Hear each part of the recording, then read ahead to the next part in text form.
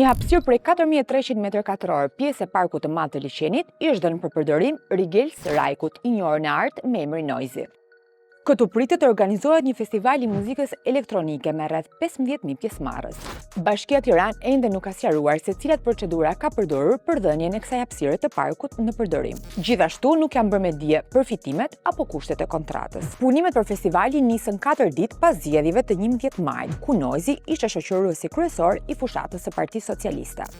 Parku i liçenit është e vetmi hapësirë gjelbër që i ka mbetur ende kryeqytetit. E njëjta zonë u përdor edhe 3 vite më parë për festivalin Sunny Hill. Parku nuk gëzon asnjë status mbrojtje, fakt i cili ka bërë që kjo mushkëri e Tiranës të humbas 40 deri në 45 hektar nga sipërfaqja e tij e dikurshme. Një nga kompanitë kontraktore ka thënë për median se zona pas përfundimit të festivalit do të kthehet në gjendjen e saj fillestare. Por se si do të ndodh kjo dhe kush do ta marrë përsipër koston e rigjelbërimit mbetet ende e paqartë.